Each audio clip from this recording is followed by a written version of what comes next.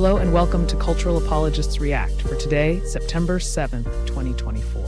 This is an AI-generated podcast and can make mistakes. Use it for generating possible ideas, but don't rely on it as an authoritative guide to the day's news or to the details of cultural apologetics.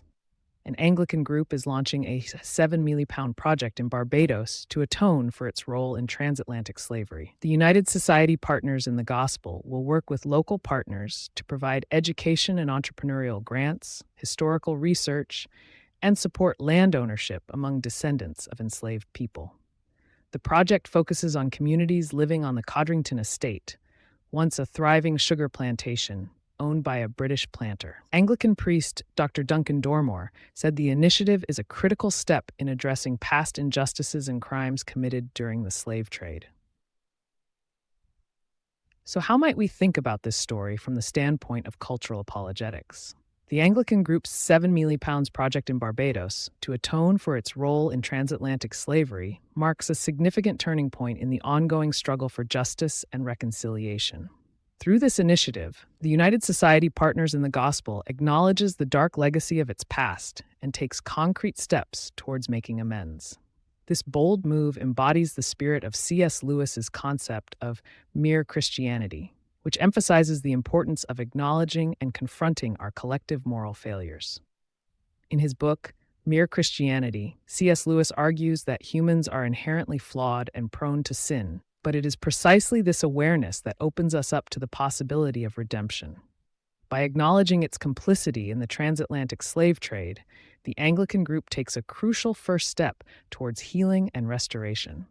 As Lewis notes, we are what we love. If we love God, our whole life will be turned towards Him. In this case, the Anglican group's love for justice and their desire to make amends drives them to confront their past wrongs. The project's focus on education, entrepreneurial grants, historical research, and support for land ownership among descendants of enslaved people demonstrates a nuanced understanding of the complex issues surrounding slavery and its ongoing impact. This multifaceted approach echoes C.S. Lewis's concept of the four loves: affection, friendship, eros, and charity, which he explores in his book, The Four Loves.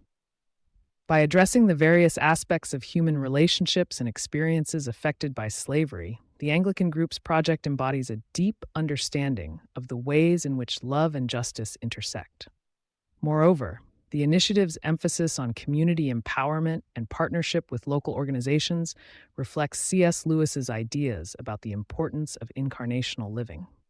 In The Incarnation, Lewis argues that God's decision to take on human form is a powerful demonstration of His willingness to engage with humanity in all its complexity. Similarly, by working alongside local partners and engaging with the specific needs and concerns of the community, the Anglican group embodies this incarnational spirit. Furthermore, the project's focus on the Codrington estate, once a thriving sugar plantation owned by a British planter, highlights the complex web of relationships between historical events, power dynamics, and personal responsibility. C.S. Lewis's concept of the inner ring, the idea that there is always an inner circle of people who hold power and influence, comes to mind here. The Anglican group's acknowledgement of its own complicity in the slave trade and its willingness to engage with the legacy of this injustice demonstrates a recognition of the ways in which historical events continue to shape our present. Finally, the project's commitment to providing support for land ownership among descendants of enslaved people speaks directly to C.S. Lewis's ideas about the importance of property and stewardship. In The Abolition of Man, Lewis argues that humans have a unique relationship with the natural world, one that is marked by responsibility and care. By supporting land ownership, the Anglican group acknowledges this fundamental human connection to the earth and seeks to restore a sense of justice and equity. In conclusion, the Anglican group's 7 million pound project in Barbados represents a significant step towards reconciliation and justice. Through its acknowledgement of past wrongs, commitment to community empowerment, and focus on education, research, and land ownership, the initiative embodies the spirit of C.S. Lewis's ideas about mere Christianity, the four loves, incarnational living, the inner ring, and stewardship. By confronting its dark legacy and working towards healing and restoration, The Anglican group demonstrates a profound understanding of the complex relationships between justice, love, and human experience. As C.S. Lewis would have it, "Thy will be done." We are all implicated in this collective effort to make amends for our shared history, and only through honest confrontation with the past can we begin to imagine a different future.